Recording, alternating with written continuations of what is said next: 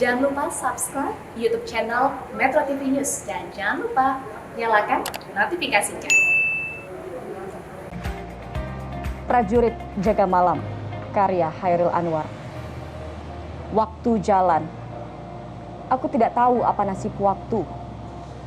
Pemuda-pemuda yang lincah, yang tua-tua keras, bermata tajam. Mimpinya kemerdekaan, bintang-bintangnya kepastian. Ada di sisiku selama menjaga daerah mati ini. Aku suka pada mereka yang berani hidup. Aku suka pada mereka yang masuk menemui malam. Malam yang berwangi mimpi terlucut debu. Waktu jalan, aku tak tahu apa nasib waktu.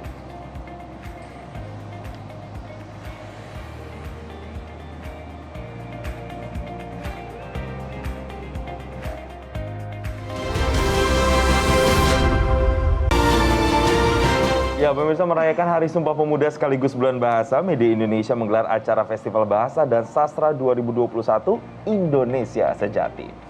Ya, puncak acara yang akan berlangsung 29 Oktober 2021 atau hari ini, pemirsa, ada pembacaan puisi yang melibatkan pejabat negara dan para tokoh lainnya dengan tema Indonesia Berpuisi. Ada 6 materi, maksud kami ada 6 menteri yang akan berpuisi, diantaranya Menteri Keuangan Sri Mulyani, Menteri LHK Siti Nurbaya Bakar, Menteri BUMN Erick Thohir, Menkominfo Johnny G. Plate, Menparekraf Sandiaga Uno, dan Mendikbudristek Nadiem Makarim. Ya, ada pula puisi yang dibawakan oleh Wakil Ketua MPR RI, Lestari Mudiat, Gubernur Lampung Arinal Junaidi, dan Wali Kota Tangerang Selatan Benyamin Dapni. Media Indonesia mengajak seluruh pemerhati bahasa dan sastra, pelajar, dan warga umum untuk mengikuti acara pada hari ini, yakni mulai pukul 8.30 waktu Indonesia Barat secara virtual. Nah, itunya udah, terus kita udah siapin nomor. Nah, nomor ini nanti Ya, bukan hanya Media Indonesia ya, kita juga Ya, tadi berpuisi. Mencoba membacakan karya legenda dari Chairil Anwar. Ya, di bulan bahasa ini merayakan Hari Bahasa atau Bulan Bahasa, kita juga ikutan berpuisi ya. Yes. Nah, pemirsa, apa saja rangkaian kegiatan Festival Bahasa dan Sastra Indonesia yang digelar Media Indonesia? Lalu siapa saja yang terlibat? Melalui virtual kita sudah tersambung dengan Mas Adianto dan Mbak Indra Stuti atau Mbak Iin, Ketua Panitia dan Sekretaris Festival Bahasa dan Sastra Indonesia 2021 Indonesia Sejati. Selamat pagi Mas dan Mbak sekalian. selamat pagi, Jason dan Baby. Iya, terima kasih Mas Indra dan juga Mbak In sudah bergabung bersama kami. Ya, mungkin pertama saya mau ke Mbak In terlebih dahulu. Mbak, Media Indonesia berinisiatif di Bulan Bahasa ini menyemarakan dengan adanya kegiatan Bulan Bahasa dan juga Sastra ini, Mbak. Nah, apa sih sebenarnya melatar belakangi Media Indonesia melakukan kegiatan ini? Jadi seperti yang kita tahu, Media Indonesia itu sudah mendapatkan penghargaan dari Badan Bahasa selama 3 tahun berturut-turut dan berulang kali, termasuk tahun ini atas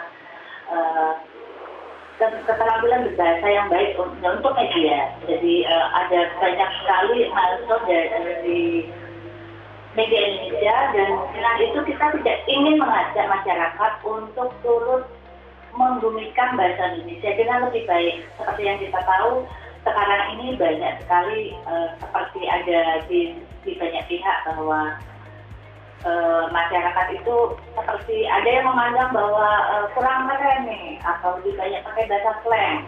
Selain juga kebetulan pada memperingati Hari Sumpah Pemuda, kita mengajak masyarakat untuk berbahasa Indonesia yang baik dan benar, juga untuk mengembangkan sastra kembali ke bumi Indonesia kepada masyarakat sendiri. Oleh karena itu, salah satu rangkaian dari festival puisi selain webinar bahasa daerah juga ada lelang puisi dan pembacaan puisi. Jadi kita mengajak masyarakat semua, termasuk Jason dan gadis, untuk lebih dekat dan lebih membumikan puisi agar dekat dengan kehidupan kita sehari-hari.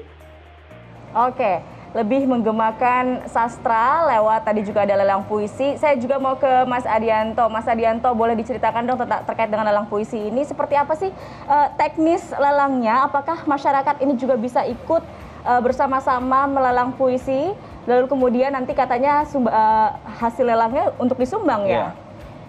Ya, betul Mbak. Selamat pagi. Halo. Iya, Silakan Mas Adianto. Sejauh ini udah ada beberapa peserta lelang dari terutama dari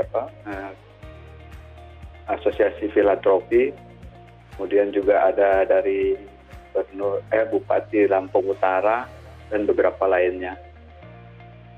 Ini sedang berlangsung di studio. Kemudian hasil lelang memang betul kita bekerja sama dengan Benih Baik untuk menyalurkan hasil lelang ini kepada korban COVID. Oke. Dan yang menarik juga ini menggandeng sejumlah menteri-menteri ya, Mas Adianto ya. Mengapa menggandeng sejumlah menteri untuk bisa berpartisipasi dan kemudian menggemakan lagi kesastraan Indonesia?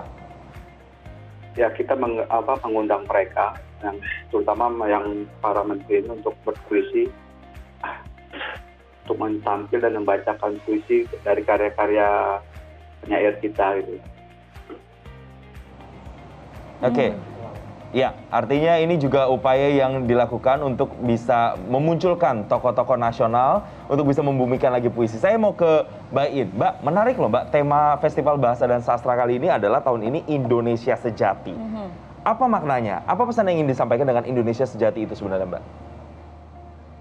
Ya, bahwa sedemikian tahun kita merdeka dan Sumpah Pemuda yang sudah dari tahun 1928, jangan sampai kita ini kehilangan nilai-nilai keindonesiaan kita. Memang banyak sekali mungkin ada sejumlah konflik, ada perpecahan, ada intoleransi di sejumlah daerah, dan ada polarisasi kalau boleh disebut. Tapi tetap saja bahwa kembali lagi kita ke wadah yang menyatukan kita, yaitu Indonesia. Disitulah nilai-nilai Indonesia Sejati yang ingin disampaikan oleh media Indonesia menjelang menyambut Hari Sumpah Pemuda ini. Dari rangkaian di awal sebenarnya memang adalah webinar bahasa sastra daerah. Dari situ kita bisa mengajak masyarakat agar lebih melestarikan nilai-nilai bahasa daerah yang kita punya. Kita tuh punya sekali 700 bahasa daerah, itu belum termasuk dialek.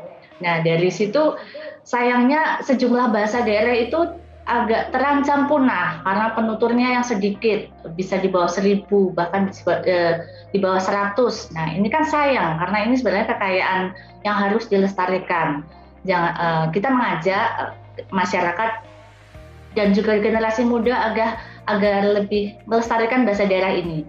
Kita juga melihat sebenarnya ada fenomena baru bahwa di sejumlah masyarakat itu ada upaya untuk melestarikan bahasa dan aksara daerah. Kalau kita bisa lihat di sejumlah aplikasi di Android terutama, itu ada aplikasi aksara Jawa, aksara Batak, aksara Karo. Ini kan upaya-upaya yang harus didukung agar kita bisa melestarikan nilai-nilai yang menjadi akar dari budaya Indonesia itu sendiri. Luar biasa ya, sebetulnya berbagai upaya telah dilakukan masyarakat juga yang sama-sama peduli terhadap warisan budaya, salah satunya aksara daerah, lalu juga bahasa daerah, dan tentunya kita juga harus mengutamakan menggunakan bahasa Indonesia yang baik dan benar. Begitu, Mbak Iin, ini kan kalau untuk Indonesia berpuisi, diikuti oleh para menteri, turut berpartisipasi dan juga pejabat-pejabat lainnya. Bagaimana sih Mbak tanggapan para menteri dan para pejabat ini yang ikut berpartisipasi?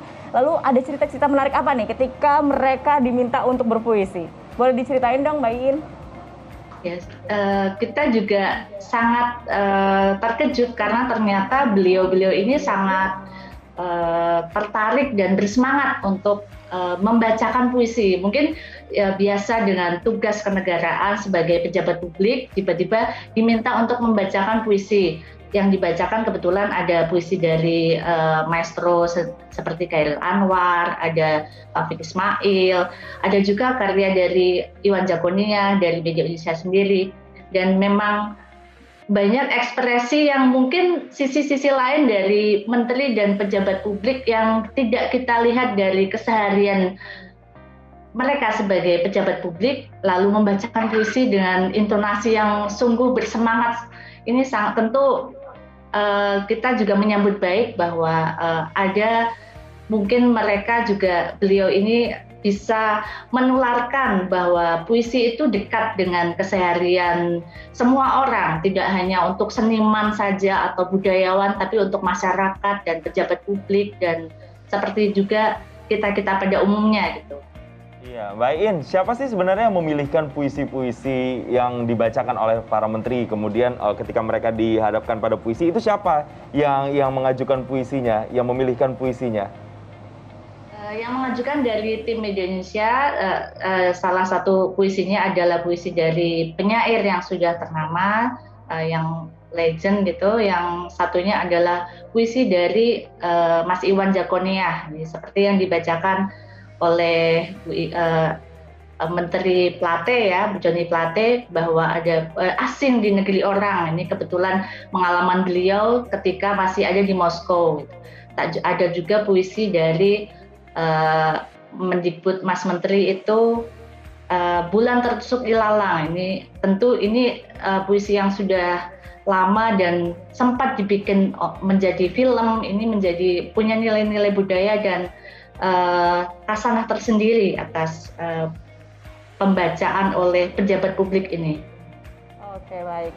Satu pertanyaan terakhir untuk masing-masing pembicara. Ada Mas Adianto, saya mau ke Mas Adianto dulu. Mas Adianto, harapannya apa sih dengan kegiatan berpuisi Indonesia Berpuisi ini dan secara keseluruhan Festival Bahasa dan Sastra Indonesia 2021? Kita berharap dengan puisi ini, dengan acara ini, dengan digelarnya Festival Bahasa dan Sastra ini, kita semakin mencintai bahasa nasional kita ya. Melalui puisi kita juga masyarakat sastra ke kalangan generasi muda, gitu Mbak. Oke, kalau dari Mbak In, apa sebenarnya ekspektasi atau harapan besarnya dari kegiatan Festival Bahasa dan Sastra ini, Mbak? Mbak In? Mbak In, masih mendengar kami? Halo, masih. Apa harapannya, Mbak? Terkait dengan Festival Bahasa dan Sastra ini, Mbak? Kita mengharapkan bahwa adanya festival ini bisa mendorong masyarakat untuk lebih kembali ke nilai-nilai yang menjadi jati diri kita sebagai bangsa Indonesia. Baik itu nilai untuk menyongsong masa depan, kita tidak bisa melupakan jati diri dan akar kita sebagai bangsa Indonesia. Salah satunya dari budaya Indonesia. Baik Mbak Iin dan Mas Adianto, terima kasih sudah bergabung bersama kami di Selamat Pagi Indonesia. Semoga acaranya lancar, Indonesia Berpuisi, dan yang beli puisinya juga harganya mungkin fantastis untuk membantu teman-teman kita juga, soalnya karena untuk para korban COVID-19. Terima kasih Mbak Iin, Mas Adianto. Asing di negeri orang, Iwan Jakonia. Indonesia masa depan di tangan kita. Serupa jalan berbatu menuju harapan. Desa-desa subur rahim yang sama. Cuma di meja beda menu sarapan. Indonesia pos kontemporer di pundak pemuda menggapai hal laik, kemakmuran dan kesatuan. Sama-sama semangat, sebab berkiblat pada kaum halaik adalah pintu kemuraman. Di tanah rantau sendu rindu bersua, aku pilih kemenangan, bukan kekalahan. Ya, selain saya dan gadis yang sudah berpuisi, nanti pemirsa usai jeda kami akan hadirkan sosok juga. Ini pejabat, yaitu Wakil Ketua MPR RI, Lestari Murdiati, yang akan juga berpuisi nanti dan terlibat dalam kegiatan Indonesia Berpuisi. Kita akan tanya-tanya seperti apa keterlibatannya dalam Indonesia Berpuisi. Jangan kemana-mana, tetaplah bersama kami di Selamat Pagi Indonesia.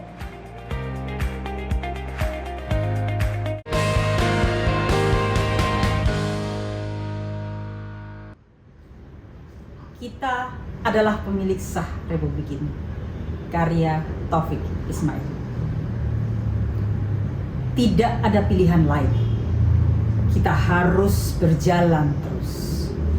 Karena berhenti atau mundur berarti hancur.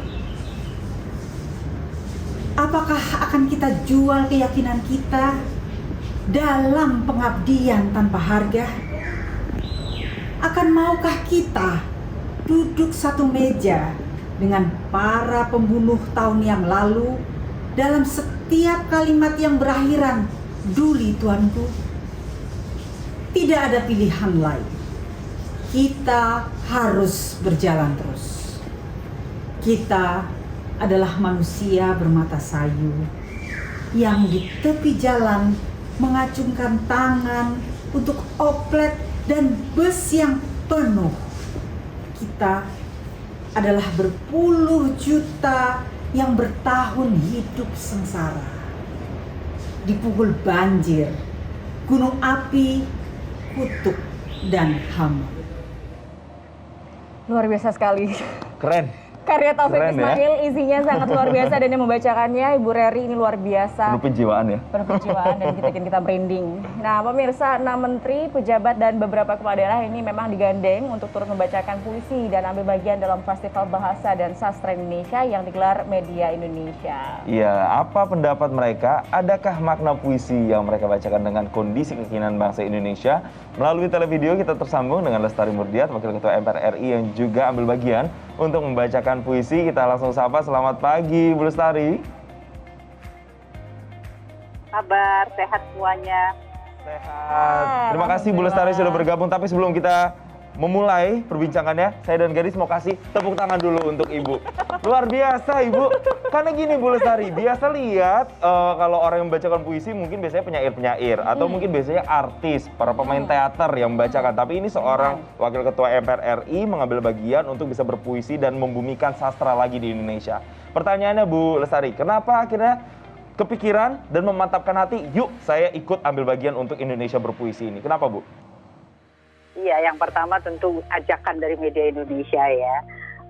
Ini juga kehormatan buat saya diminta untuk ikut menjadi salah satu yang membacakan puisi dalam rangka Bulan Bahasa, dan saat ini kita juga masih dalam momen Sumpah Pemuda. Puisi yang dipilihkan atau yang diberikan kepada saya puisi-puisi yang saya lihat sesuai dengan semangat dan kondisi kita hari ini gitu. Dan saya teringat, jadi kalau tadi ditanya kenapa dan kok bisa, sebetulnya zaman saya kecil ya, zaman saya sekolah, membaca puisi itu bagian dari kurikulum loh. Ketika kita belajar sastra, belajar bahasa Indonesia, kita itu memiliki kewajiban dalam bukan mata kuliah ya, mata pelajaran itu harus bisa baca puisi. Jadi ini bagian yang kembali mengingatkan saya kepada masa kecil saya.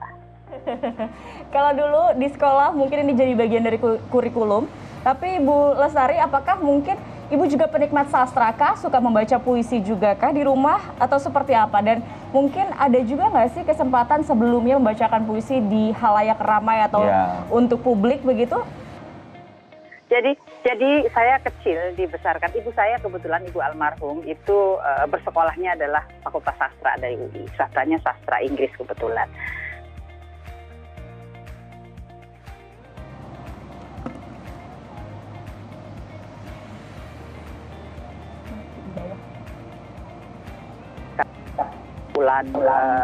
Kumpulan buku puisi. Jadi ya terbiasa, meskipun waktu masih kecil mungkin nggak ngerti ya maksudnya apa, tapi saya cukup menjadi penikmat dari karya-karya sastra itu. Ya amatiran lah ya, mungkin tidak seperti para mereka yang betul-betul menggeluti atau mendalami, tetapi sebagai penikmat saya bisa merasakan bahasa yang indah. Kemudian sering sekali kita melihat bahwa puisi itu yang dituliskan oleh para pengarangnya memiliki makna yang luar biasa di dalamnya. Oke, Bu Reri, tadi kalau kita sudah melihat Ibu kan membacakan puisi dengan begitu penjiwaan, dengan suara yang lantang begitu dan menggugah perasaan, dibawakan dengan baik, itu adalah karya dari Taufik Ismail. Nah sebenarnya kalau Ibu bisa gambarkan kepada kami, puisi yang tadi Ibu bacakan itu bercerita tentang apa sih Bu? Pesan apa yang ingin disampaikan sebenarnya? Judulnya kita adalah pemilik sah Republik ini. Dari judul ini sudah sangat eksplisit. Taufik Ismail dengan lantang mengingatkan kita kembali posisi kita. Dan bait-bait di dalamnya, kata-kata yang ada, syair-syair yang ada menunjukkan kondisi kita saat ini dan menunjukkan sebetulnya bahwa sekarang ini saatnya kita ini harus berdiri tegak dan kita harus berani untuk maju, atau kalau kita tidak mengambil sikap, tidak siap berhadapan dengan semua kondisi yang ada, maka kita hancur. Jadi saya pribadi ya melihatnya ini sebagai sebuah otokritik buat kita manusia Indonesia dalam memaknai juga tentu perjalanan bangsa ini. Sebetulnya kalau kita lihat ya hampir semua, bukan hampir, malah menurut saya semua puisi biasanya dituliskan oleh para penyair dengan memiliki dan menggambarkan apa yang ada di dalam dirinya. Pengalaman saya baca puisi tadi sempat belum saya jawab ya, di depan umum pertama kali dalam kondisi redak. Itu kan redak itu apa ya, bergetar gitu karena ketakutan dan grogi. Ketika saya SMA kelas 1, saya harus ikut lomba baca puisi karena diperintahkan oleh sekolah, dan judulnya Marto Klungsu dari Leiden. Darmanto Yatman yang menulis. Itu saya tidak pernah lupa. Puisi itu yang mungkin anak SMA kelas 1 waktu itu ya dapat puisi yang cukup berat, masih nggak ngerti maksudnya apa, gitu. Tapi ibu saya membimbing dan menjelaskan sebetulnya apa sih isi dari puisi Marto Klungsu dari Leiden ini. Nah, sejak saat itulah saya mulai kemudian mengenali, oke, kalau baca puisi itu bukan hanya apa yang tertera saja, tapi kemudian harus memahami makna-makna. Kembali lagi kepada kita adalah pemilik sah Republik ini, jelas sekali di bait-bait yang dituliskan oleh penyair bahwa tidak ada pilihan lain bahwa kita harus bergerak, dan tidak ada pilihan lain bahwa kita harus tegak, tidak boleh berhenti, tidak boleh mundur, atau negeri ini akan hancur. Kira-kira itulah makna yang bisa saya tangkap. Bu Lestari, terakhir, setiap bulan Oktober kita maknai, kita rayakan sebagai bulan bahasa dan sastra, lalu di tanggal 28 Oktober ada Hari Sumpah Pemuda.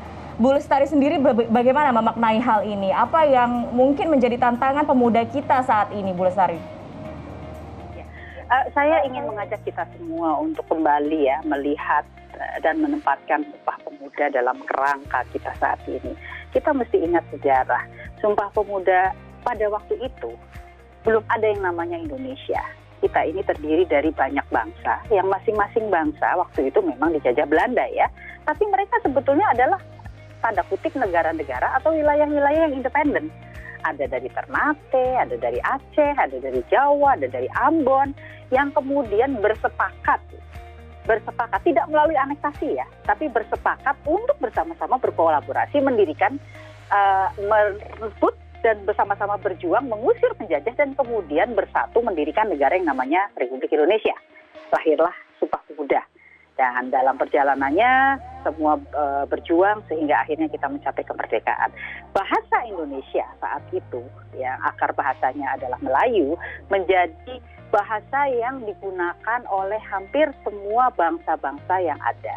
Dan oleh sebab itulah ketika mereka bersepakat untuk memilih satu bahasa yang digunakan dan ditutur dan dimengerti oleh lebih banyak orang menjadi satu bahasa yang diperjanjikan menjadi bahasa kita semua, itu sebetulnya adalah ikrar yang mewujudkan bahwa janji untuk bersatu itu betul-betul murni. Karena pada akhirnya semua mengesampingkan, saya tidak memilih bahasa Jawa menjadi bahasa nasional, saya tidak memilih bahasa Sunda, atau saya tidak memilih bahasa Aceh, atau bahasa, tapi yang dipilih adalah betul-betul bahasa yang memang paling banyak digunakan pada saat itu. Nah, inilah yang juga menunjukkan nilai bahwa pada saat itu jiwa yang besar itu juga sudah dimiliki oleh para pemuda-pemuda. Wah, luar biasa sekali, inspiratif sekali Ibu Rery. Semoga dengan apa yang disampaikan, pesan dari Ibu Rery ini bisa kita bersama-sama semua masyarakat Indonesia merefleksikan lagi bahwasanya bahasa ini memang sebagai bagian dari wujud kita memberdayakan dan juga merawat Sumpah Pemuda. Sekali lagi terima kasih Ibu Lestari Murdiat, Wakil Ketua MPR RI telah bergabung bersama kami di Selamat Pagi Indonesia.